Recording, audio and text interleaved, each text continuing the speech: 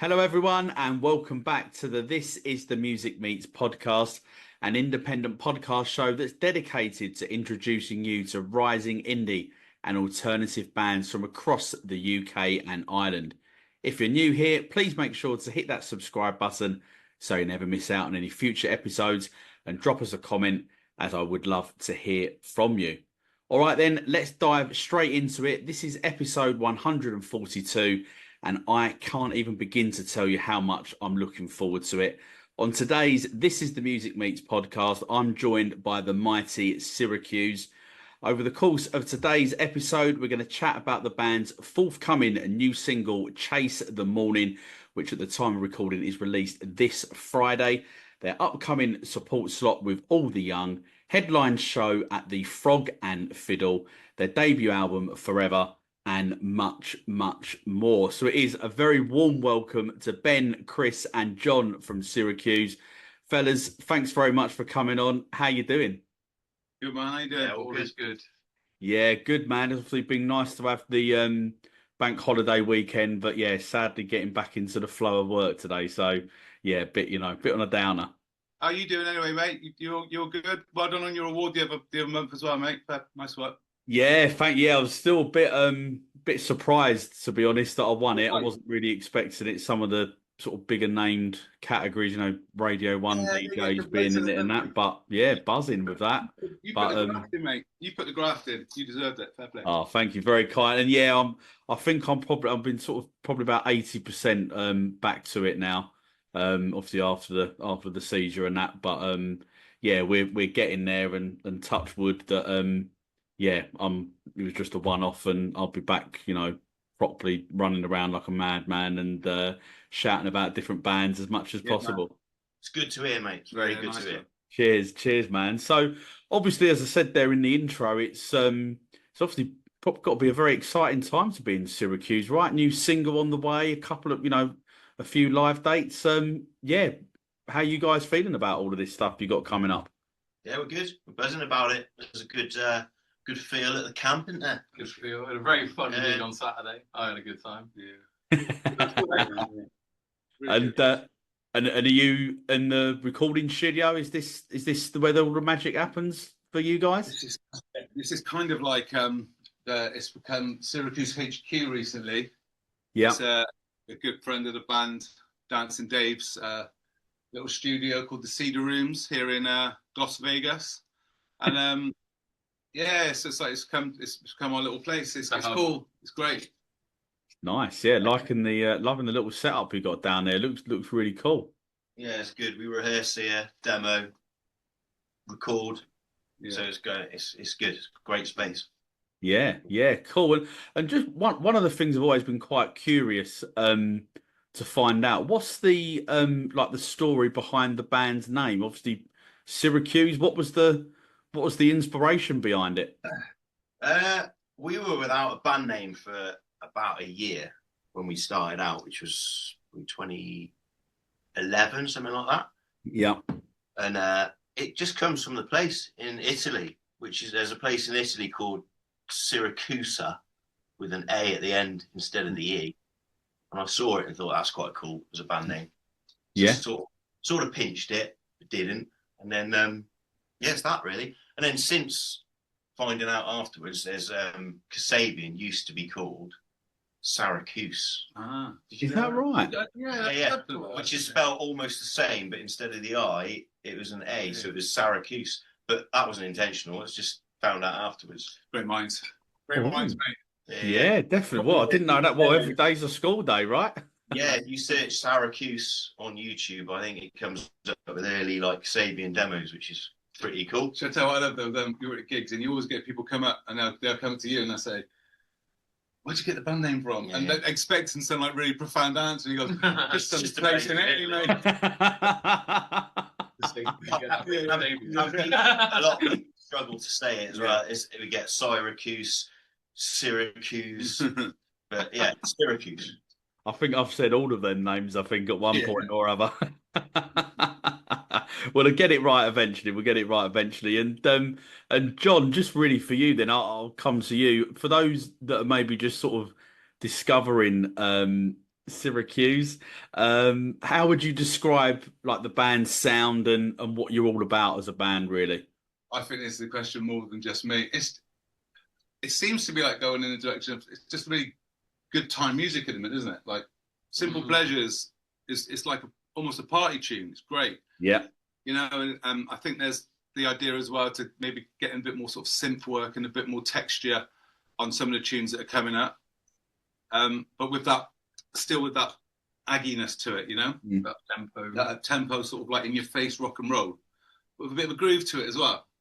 Now, is there a better combination? Don't think so. No, I couldn't agree with you more. Not in my mind. I think you've gotten the sound.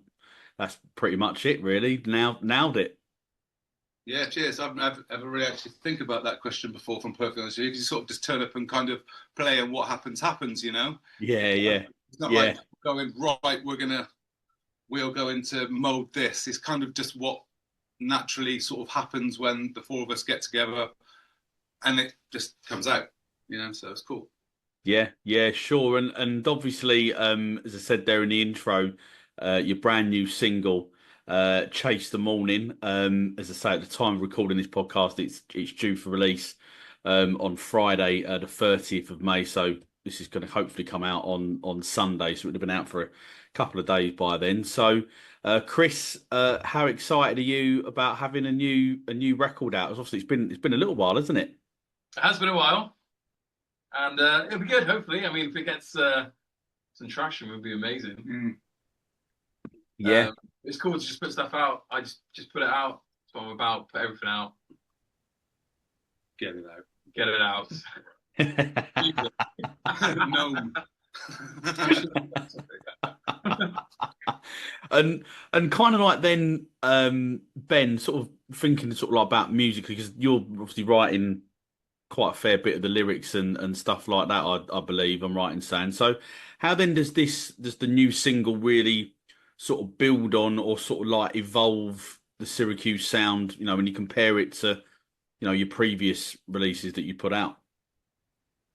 I think like sort of sonically, it's still in the same vibe as Simple Pleasures and Saviour, the last two singles that came out. I think it's still got that power and that intensity. It's always written around sort of just a handful of chords, you know? Yeah. But it's what else is evolving around it that makes it have that sort of oomph and that power. But it's slightly different to what was on the first album, on the debut album. It's just sort of party tune. It's similar to Pleasures, I think. Simple Pleasures has got that. It feels like a natural progression from that.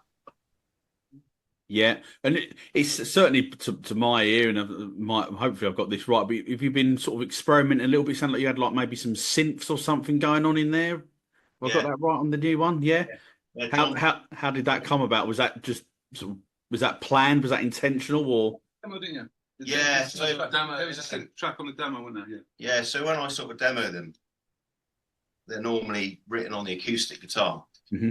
And this was, and it was just an acoustic with a drum beat, and I think it was a synth. There was a synth track, just like as a layer underneath it, and it was stayed there, and we sort of. We recorded it without it, didn't we? Yeah, playing without anything. Someone was mimicking the line of it, weren't they? Like that's it. Yeah, guitar line. And then we were like, let's just throw that synth in as well. Yeah, and it was cool. Yeah, it's good. It kind of brings another vibe to the tune, I think. Yeah, it's good. It's decent, isn't it? Yeah, I like it. I think it's a bit darker than Pleasures, though. Really, you're saying it's quite similar. I think sonically, like the same moodiness to it a bit. Yeah, it's got that ag to it, hasn't it? Which is that sort of tempo, isn't it, I suppose. Yeah. And are you? And obviously, you kind of answered this question in some ways, where you're just saying that you just said, "Oh, you could hear something. Let's just chuck the synth in." But are you guys fairly open then to ideas and trying out different things? And you're not, you know, or if that sounds good, yeah, let's give that a go. And if it sounds great, we'll leave it in. And if it don't, then you're not. Till the guitar tracks start coming out. Bubbles and all sorts going on. What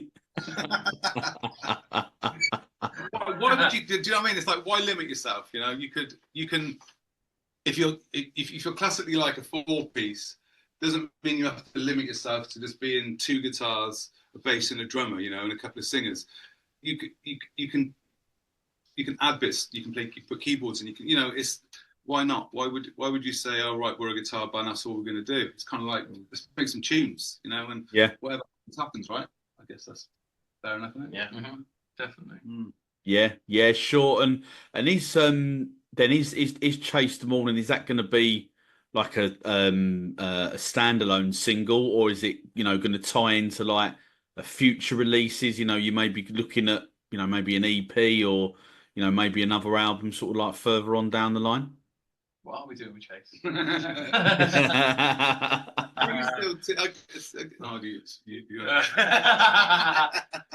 Well, it was always written to go on the second album. Yeah. But we've started writing and rehearsing so many tunes for this second album now that we're not even sure if it will hit the second album. It might be a standalone, like as a little bridging tune. Yeah. Don't know yet. We've got to see how it goes, but we've got a lot of tunes. It's kind of nice coming up through the ranks. So I just nice. Don't you think it's fun, right? Do you remember, like if you look at like Rolling Stones albums, some of the big hits were just standalone singles. Same with the Beatles. Same with the Beatles. It's right. It's cool, isn't it? Whatever. Yeah. It's like it doesn't. Yeah. It can just be there, can it? And they're all on Spotify anyway, and it's all one big fucking list. Yeah. That's a first word. Sorry about that. Explicit. But that actually ties in quite nicely, really. This is sort of really for all three of you, really, to maybe put some sort of weight behind it. Obviously, you mentioned in Spotify there. Do you sort of feel that people's like listening habits are geared up towards sort of 45, 50 minutes for an album? Or do you think that people just want to go, oh, do you know what?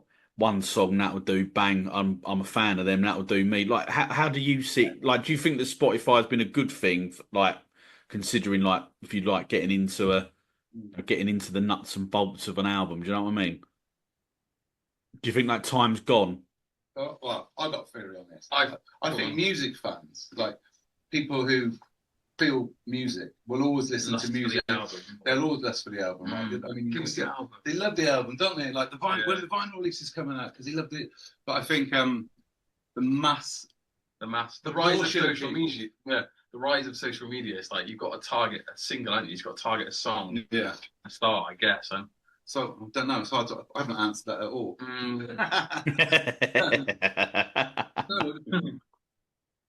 I personally always prefer an album. Yeah. If I know an album's coming and there's a band that I've been into, but you do need those first couple of tracks just to like get you hooked in, But it's a difficult one. What about you? What do you reckon? Oh, I can see it from what I mean. I prefer having like the physical copy rather than it. I mean, obviously streaming's done some great stuff, obviously, but for me, I like getting into like hearing almost like because obviously some albums obviously have that you can get right into the story that they're trying to tell you within within the album and stuff like that. Whereas sometimes I don't feel that singles necessarily always give you that, but then again. As you quite rightly said, I think that you do need those singles as well because it's a good introduction to bands, right? Mm-hmm. I guess it's nice that people know about the option of what they can do. Some people don't even, I guess, even sort of generations out, they've not grown up with albums, have they? No, so maybe they're not even. The concept of a concept album might be completely alien to them. And that's only because they're not been exposed to it or experienced to it. I guess we were lucky that we're all from a time when albums were like the new Oasis album was being released was a thing, wasn't it? It was like a big deal. Queuing up for a Radiohead album, believe it or not. And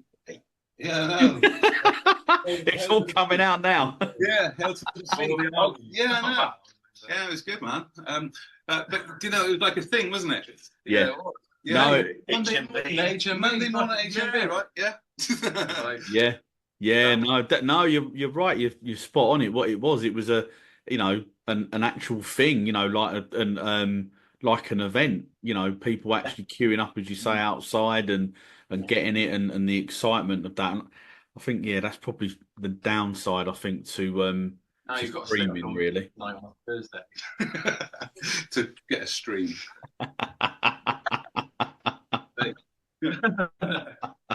So obviously you're down there in Syracuse HQ. Obviously with you've mentioned him before. You know, you obviously do a bit of recording and that down there. So studio time, I'm guessing, isn't always serious. So sort of when you were recording.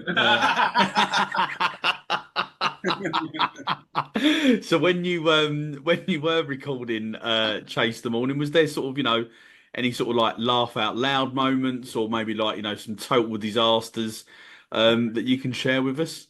Chase the Morning. Or just maybe just in general with any. Was there any disasters? There used to be a. You'll love this. No. There was a middle section, wasn't there, that we just couldn't nail down, and we ended up binning it up. There was like an extra sort of 20 seconds to the tune halfway through, and we were like, yeah. Can't remember. See, Fucking hell. Yeah, we could get it. I'll show you later.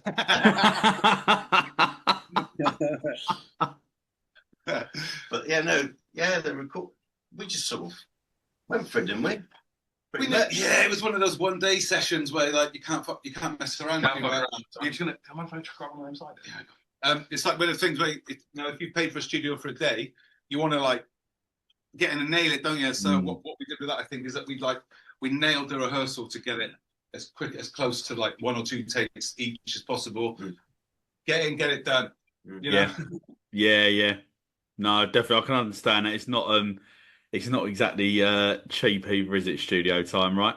No, I suppose you have the fun in the creating of it, don't you? Beforehand, like we're lucky, we're lucky to have a space where we can come and spend time, which isn't the same for all bands. So I think that sort of the building of the tune it's already done. It's good to go. Just get in there, smash it out.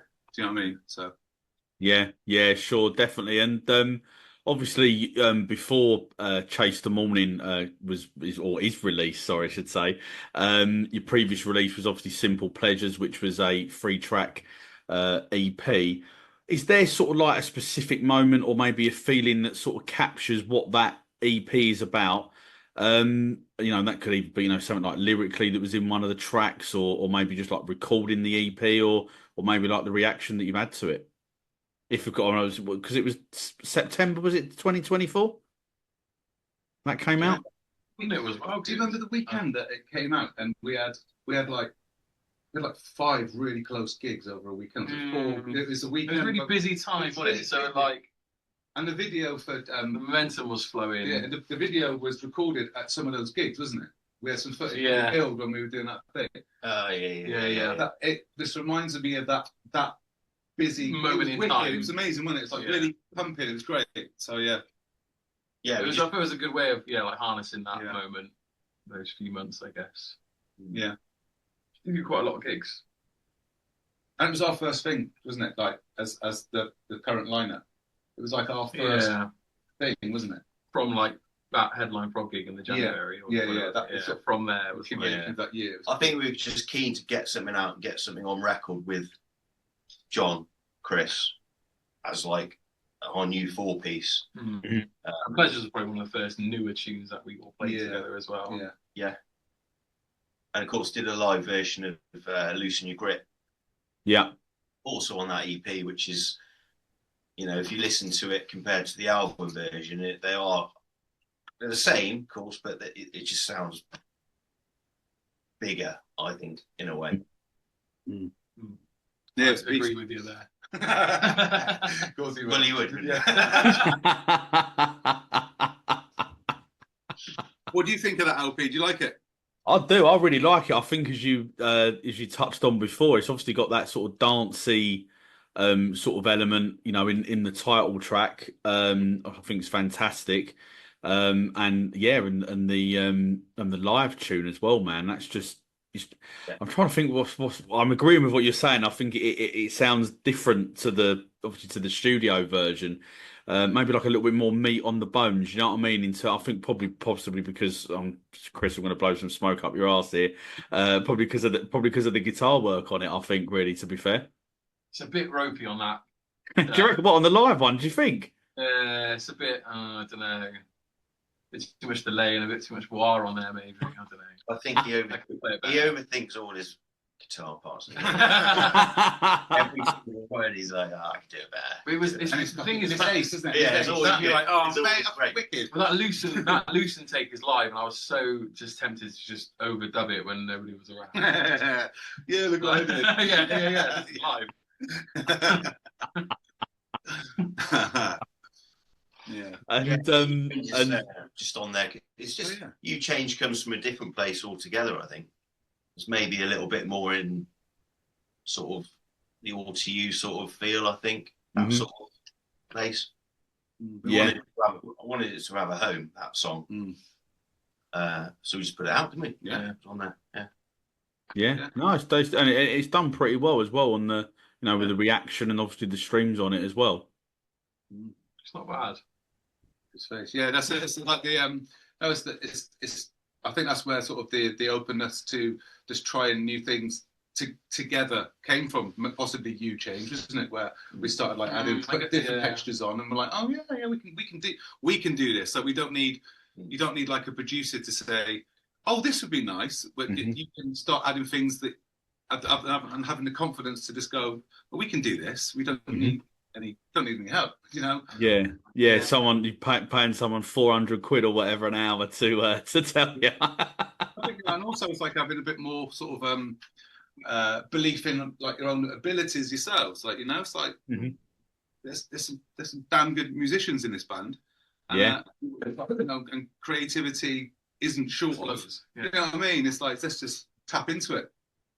Yeah, absolutely. I think you should. You've got it there. Then, why not use it? Yeah. So who is then when you are recording? Who is actually pulling that together? Actually recording, producing, mixing. That's all done within the band. It's currently, yeah. At the moment, we've just done a tune called "On It Goes," which is done in here. It's a beast, and I think it sounds really good. Yeah. It should be out soon. Yeah, so I guess it's like... Tell us more, come on. We've got to get Jake out of the way first. Get out of the way. Get Jake out of the way first. I've lined up, aren't you, like dominoes. On It Goes, we played On It Goes a couple of times on our last shows. Yeah. I think you might have even seen it. Did we play it at Dalston? Did you come... Were you at Dalston? Yeah, I was there. We were just. I was just stood out the back. I think with you for most of it. Yeah. So no, we played it. Well, the last time we were down there, that was Water Rats. Water Rats. We played. Were you at Water Rats? Did you come to the Water Rats? No, was that? I think that was. You had your thing on the weekend. Yeah, I think I was on. Yeah, so what's that day? It was November, wasn't it? Yeah, bloody hell. Was it good? Was it a good one?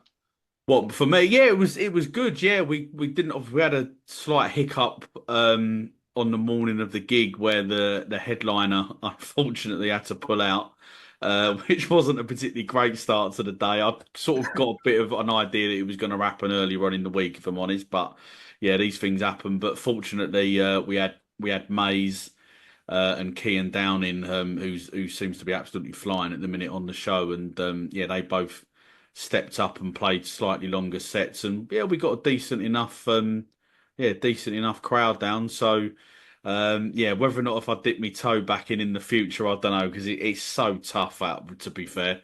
I think there's a lot of promoters and not enough venues to go round, and everyone wants the same bands type of thing. So it is difficult. I'll tell you what you should do. Start doing that out this way when no one comes to play. The venues are full a lot of the time. Yeah, but there's still venues that are full. It's like if you, do you know what I mean? Seriously, if you put some decent bands out this way with the right promotion, I think you'll actually get some bodies to them. Yeah, I'm surprised though. Then where you are in Gloucester, it's not a particularly big scene then, no? No, I think not just Gloucester, but Cheltenham. Cheltenham, sorry. We've got Birmingham above us. We've got Bristol below us, and we've got Cardiff just over there. And forgetting like bigger. Yeah, we kind of with a bypass city, bypass area. That's fair enough. You know what I mean? Yeah, we go to those. We go to them as well. Exactly. They've got sort of academies, and they've got we don't have an academy. We've just got our biggest cup in this. What's the Town Hall? Or what do you say? Gloucester Guildhall's Pretty good. A lot of bands go to Gloucester Guildhall that are sort of warming up for Glastonbury. Yeah. Don't they? You get some names. Like yeah, you got if you look at the list of people that played at Gloucester Guildhall, yeah.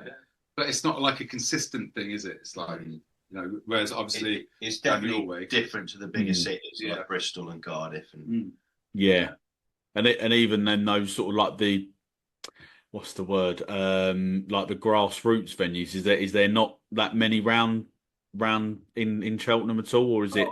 I'd say it's like 2 or 3 really. Mention out to the Frog and Fiddle, and there's a great new venue just opened called the Steam and Whistle, which we've played 3 times now, I think. We practically lived there. It's probably about 3 or 4 times. But that's starting to get a real name for itself on the map. Steam and Whistle. Yeah. So it's good. There's still a scene. There's still a thirst for it. And there's also there's a new a New Heights Festival playing in the summer. Shout out to those boys, New Heights Festival. It's appreciating unsigned new music. It's a nice little. There's a nice appetite for it around here. Yeah. Yeah.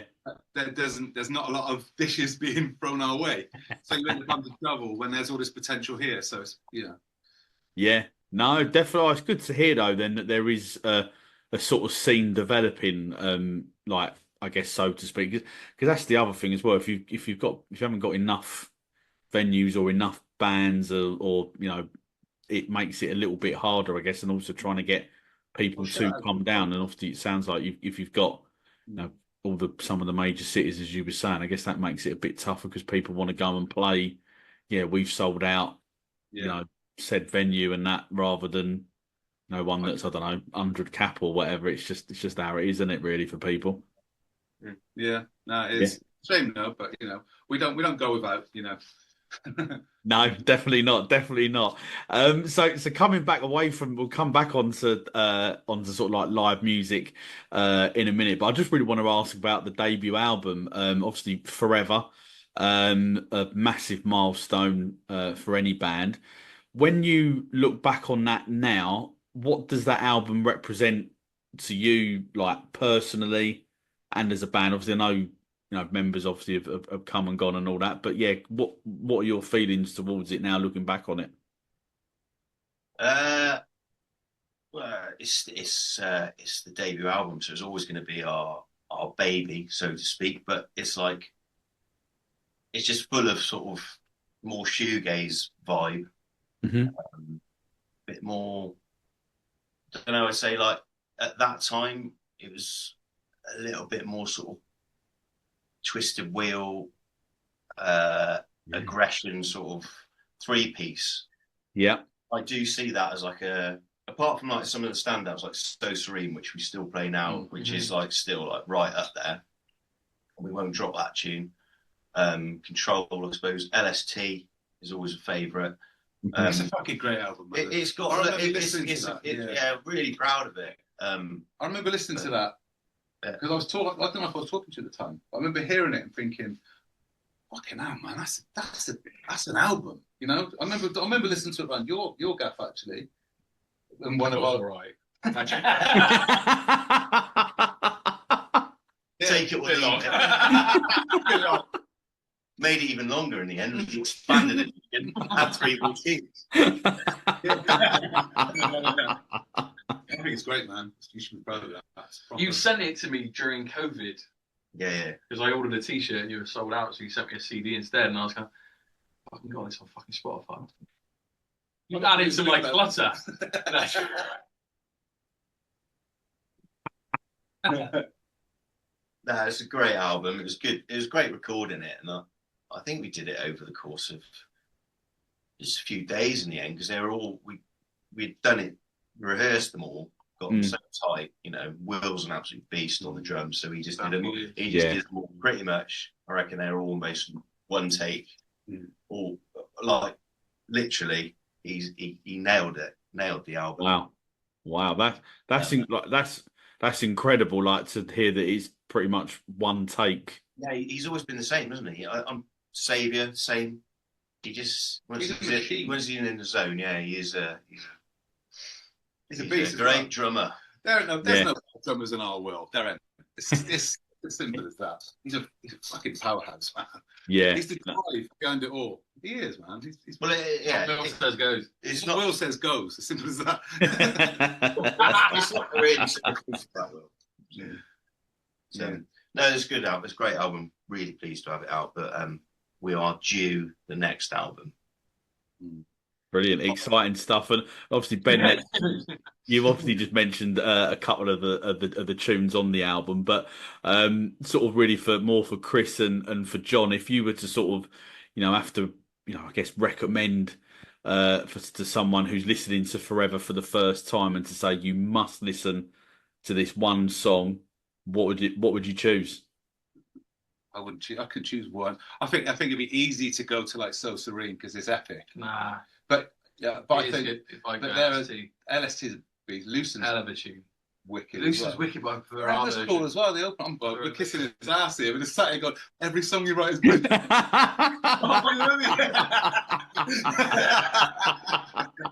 it's true. It's difficult, man. It's difficult. The best tune, the most fun tune to play off that we play of those tunes, I think, is Lucen. I love playing that song. So it's kind of different, I guess, if from listening to playing, it's from like a different. Oh, Whirlpool was. No, you said Whirlpool's one song. Didn't you? Oh yeah, tricky. Solid, strong album, right? It is, man. It is bloody brilliant. And I remember when I first heard it in lockdown, just playing it constantly. Oh well, mate, you were always like golden for championing that, so I'm always thankful for that. Yeah, man. No, not a problem. It's good, man. It's a fantastic album, and just a few more ears on it. That's what we want. A few more to get it moving. Really yeah. So let's talk about playing live. Because obviously I know you boys absolutely love doing it. You've got a pretty big gig coming up on the Saturday, the 9th of August. You're going to be supporting indie legends, All the Young at the Arches in Coventry, and you're playing alongside the Institutes as well. So it looks like an incredible lineup. And for people that are interested, the ticket link is in the episode bio. So do go and grab your ticket because as I say, it sounds like it's going to be a great night of live music. How excited are you for the gig? And I guess as well, are you fans of All the Young? I'm guessing the answer to that question is yes. Sharing a bill with them? Brilliant. Love them. Always been into them. And just a great band. And coupled with the Institutes and us, I feel like it's a great lineup. Big guitars going to be happening everywhere. Great sounds, anthems. All the Young write some absolute bangers. As do the Institutes. Great band. Yeah. Massive. Well, we know Hawley well, and the boys in the band, like Good bunch. just top quality. It's going to be a good gig. Yeah. And we, that's what we do. It's a bit, we know. It's like there's no messing around. You know what you're going to get when you come when we play. It's like get a bit of in your face rock and roll. It's like let's have it. Then to play with those boys as well. It's great. It's gonna be a great night. Yeah, definitely, and I think as well, just to touch on the Institutes, they're criminally underrated in my mind as a band. They should be much bigger than what they are. But we'll enough of them because we're here to talk about Syracuse. But before that, obviously, you're going to be headlining a venue that we've mentioned a couple of times in the podcast, the Frog and Fiddle in Cheltenham on Friday, the 13th of June.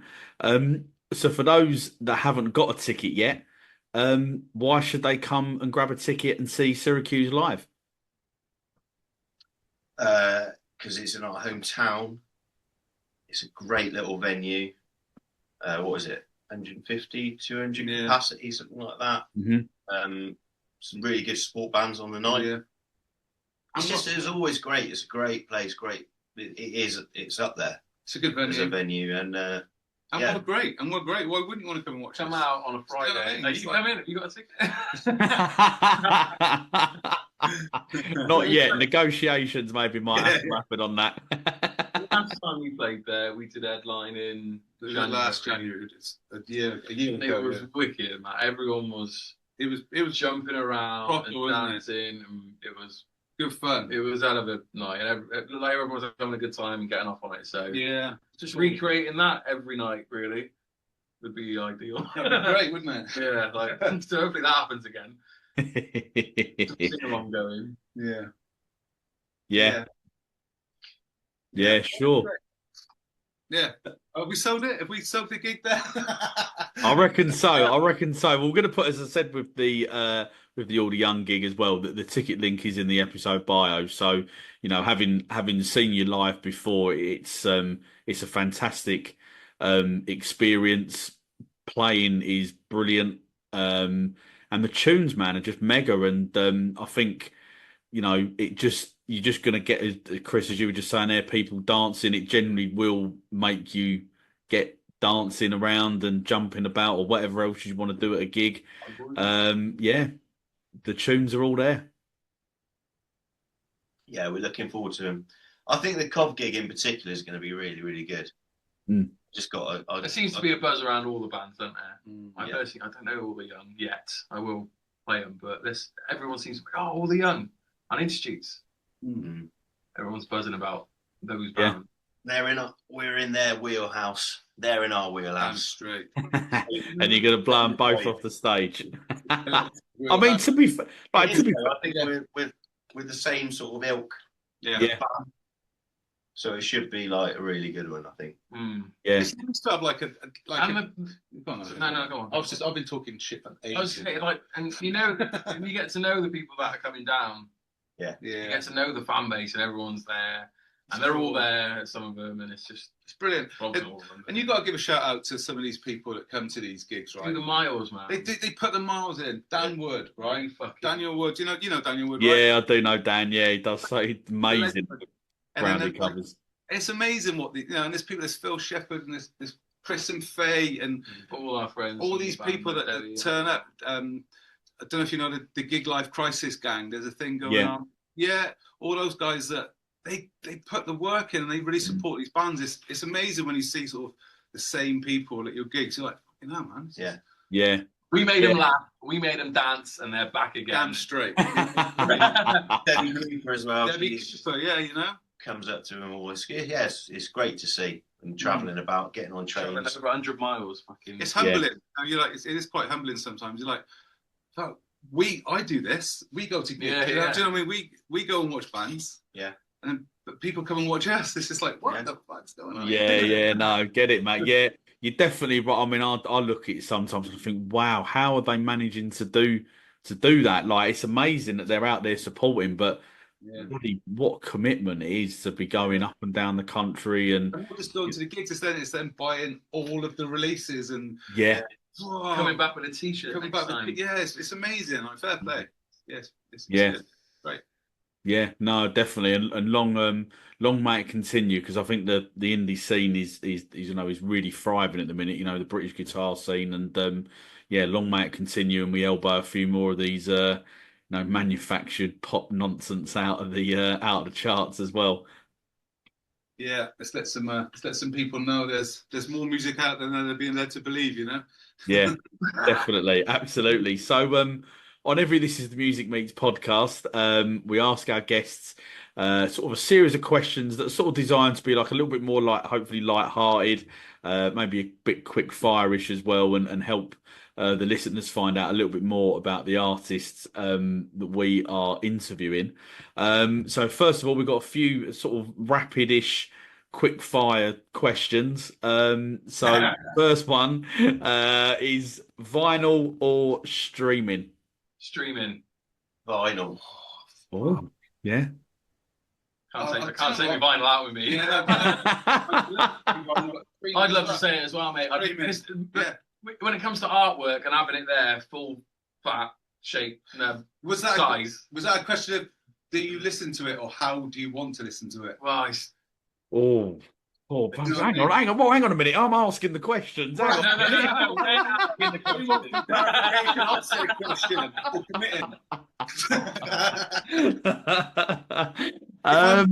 I'm at home, I'd probably whack on the vinyl. No way. Yeah, man, I would. The quality of some of your speakers you've got, or headphones. Mate, I've got some speakers. That's what I'm saying. It's amazing the came I got. Yes, yeah. Final's the answer.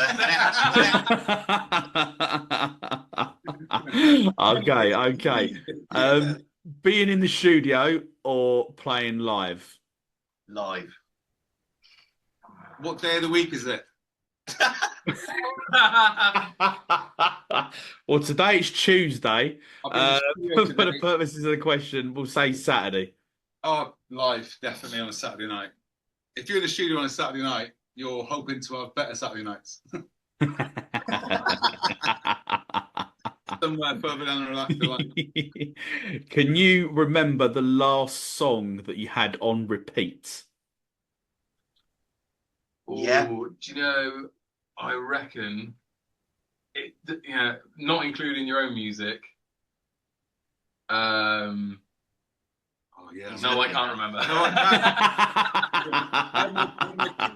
You know, on like iTunes, you've got it does like your station, Ben's station, Christian station, and it was just doing like this random algorithm play, and his tune came on by Grizzly Bear, Vector Master it's called or something, and I was like, what the fuck is that? Oh, good, amazingly good, and it's just been on. Yeah, and flopping around the other day, and I was like, listen to this. It's mental, yeah.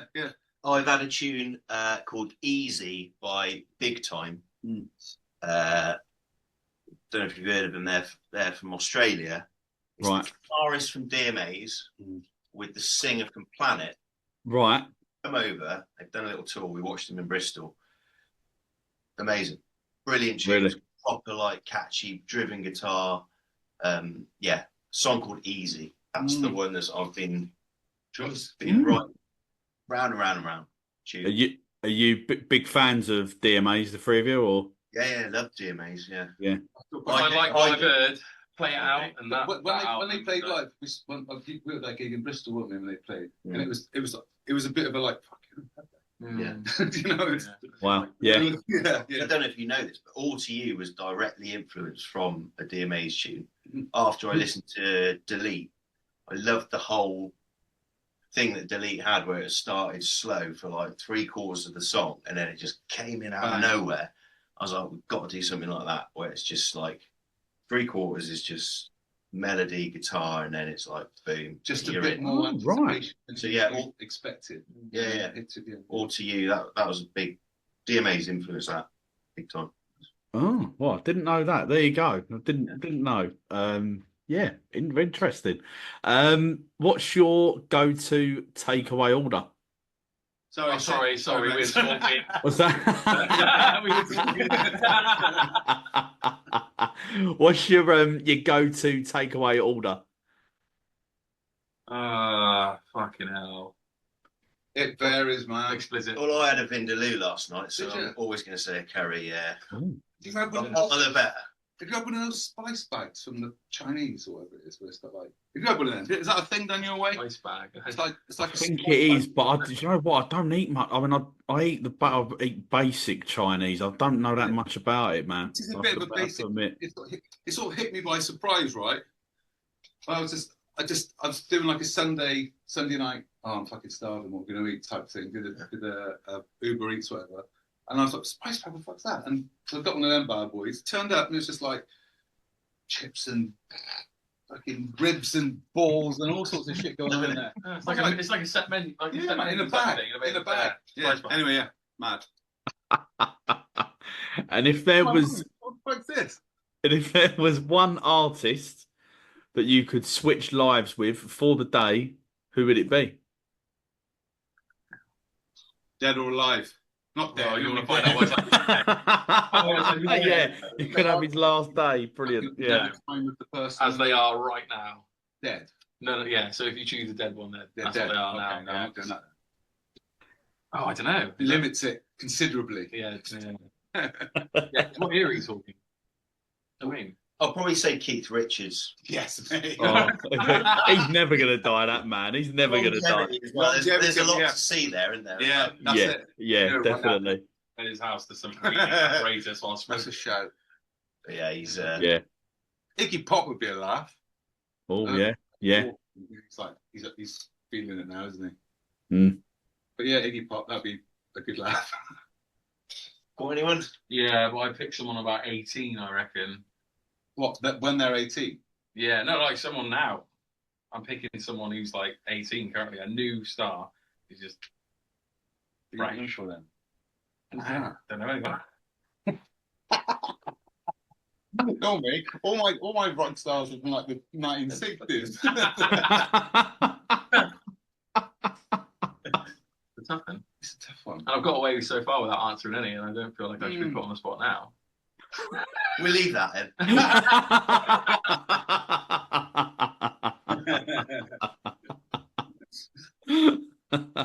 Okay, if you could play one Syracuse song for the rest of your musical career, but you had to play it in a different style every time, so it could be jazz or country or heavy metal, which song would it be?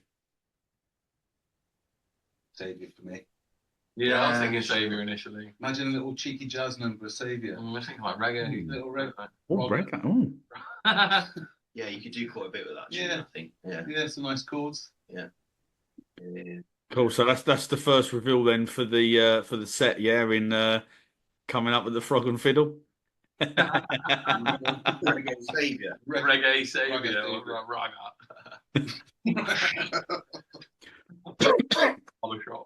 Barbershop Saviour.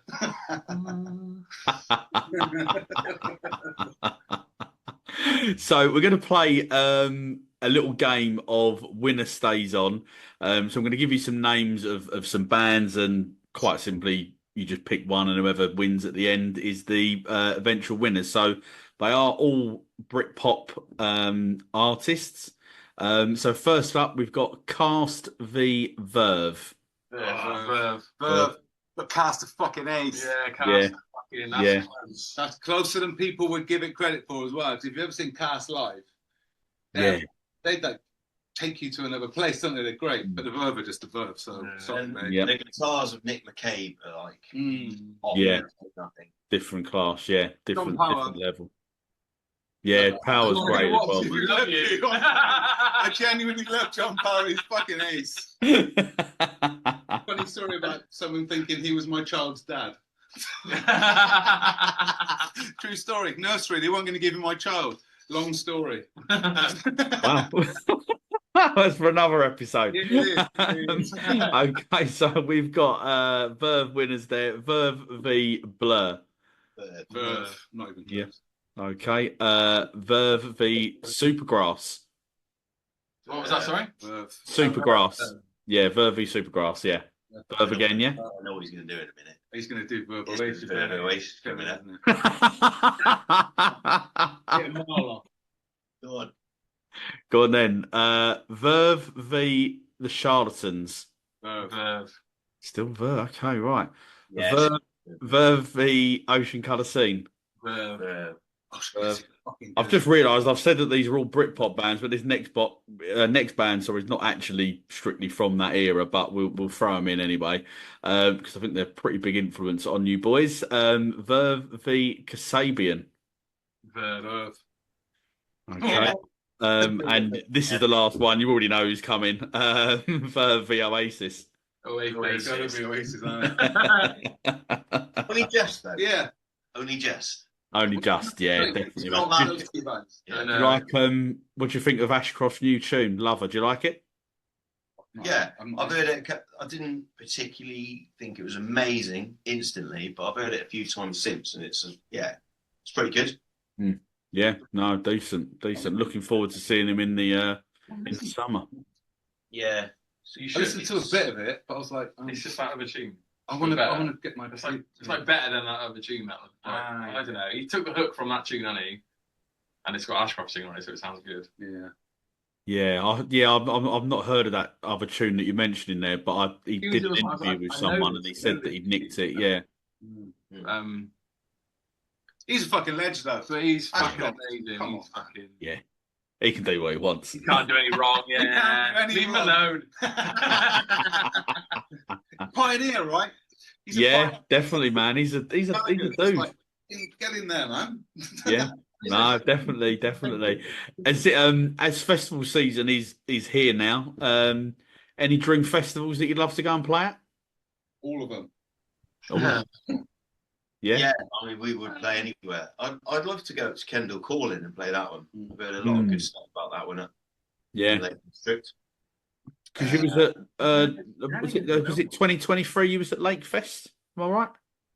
Done quite a lot of Lake Fest. We were there last year, weren't we? There last year as well. Yeah. Is that good there? Is it a good festival? I kind of wish we were playing Lake Fest this year, so I'd have to say Lake Fest, wouldn't I? Yeah, I'd love to play Lake Fest again this year. Definitely would. Anywhere. If someone was to say, "Do you want to go and play the Isle of Wight?" I fucking love it. Yeah, or anywhere. Anywhere. Yeah. It's like, do you want to come and play? Yeah, I do. Yes, I do. Yeah, I want to play at all of your festivals. Big one. And like, if you ever like, do you know what? I only ever went to the festival really. I've been to a few, well, like the big ones. And everyone always compared that to a bit like a tea party compared to like Reading and Glastonbury and things. But I always had a mint time of it. I saw some class bands. Can you imagine if you were like a band of our size and you got the chance to play on the Oasis tour? That'd be fucking nuts, wouldn't it? Yeah. It'd be amazing though. I'd fucking love it. They've got that power as well. Yeah. But can you imagine like a band they could give someone a shot though. Given that chance and lottery ticket. Love that. Come support us. We'd smash that as well, just saying.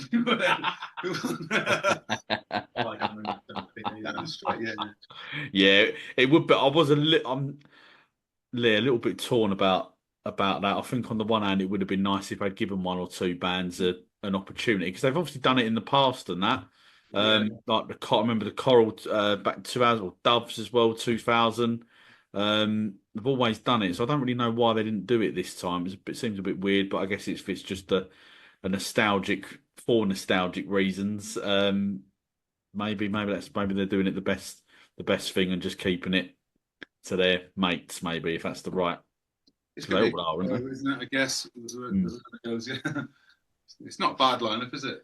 No, definitely not. Definitely not bad whatsoever. So, what's next then on the horizon for Syracuse for the rest of 2025? Can we, expect more tunes? You got any other gigs lined up coming up at all? Yeah. What are the plans for you? Yeah, we've got another big gig coming up on the 6th of September in Birmingham at the Hare and Hounds. Part of Speakeasy, isn't it? Yeah. Ben Treader's are on it. I think the Heavy North are on it. I might be wrong, so sorry if the lineup's wrong. Rats are on it. It's good, and tickets are it's like 30 quid for 8 bands or something daft like that. It's like it's fuck all. Saturday. It's a Saturday all day event. Saturday. It's getting on the sesh. Yeah, and the Speakeasy, and not to do too much promotion for them or whatever, but those Speakeasy guys, they fucking love music, and some of these gigs they're putting on is great, and they've really helped us out and supported us as well. So give them a shout out, Cool. Yeah, definitely. Well, from what I've seen on there, on the Speakeasy socials, they definitely, are music lovers, and they're in it, in my opinion, anyway, for all the right reasons. And that lineup there that you've just mentioned sounds absolutely incredible. When they were telling me the lineup, I was like, yeah, fair play, you've done right there. Yeah. Brilliant. So, sorry, when is it? Saturday, the 6th of September? Saturday, the 6th of September. Birmingham, Hare and Hounds. All day. Brilliant. There you go. Well, we'll put that link. Minibus. Yeah. Get a minibus from Southend. Yeah. We'll see. It'd just be me coming along down the, I don't know what the road is up into Birmingham, actually. But yeah. Summit. Yeah. We'll find a way. Ben, Chris, and John, unfortunately, that is the end of This Is the Music Meets Syracuse podcast. Thanks so much for coming on. I've really enjoyed it and had a really great laugh with you. And it's great to have you on the show. But before I do just let you go, can you let the This Is the Music listeners know the social media platforms that they can find you on? Yeah, you can find us on Instagram at Syracuse Music, Facebook, Syracuse Official, and what's the Twitter handle? At Syracuse Music, I think. There you go. Great stuff. Look, we'll put those links in the episode bio for everyone to dive into your music. There'll be the ticket links as well for the 2 upcoming gigs you've got, and obviously your Spotify page as well to go and check out Forever, Simple Pleasures, and obviously the new single, Chase the Morning, as well, which I wish you all the best of luck in the world for the gigs and obviously the new single coming out, as I say. Look, thanks for coming on. I really, really enjoyed it. Syracuse are a top band. Just keep on doing what you're doing, man, because there's a lot of us out there that have got a lot of love for you, so keep on going, yeah? Appreciate it. Thanks for having us, man. You're a superstar, man. Keep doing what you do. You're a fucking legend. Please go on.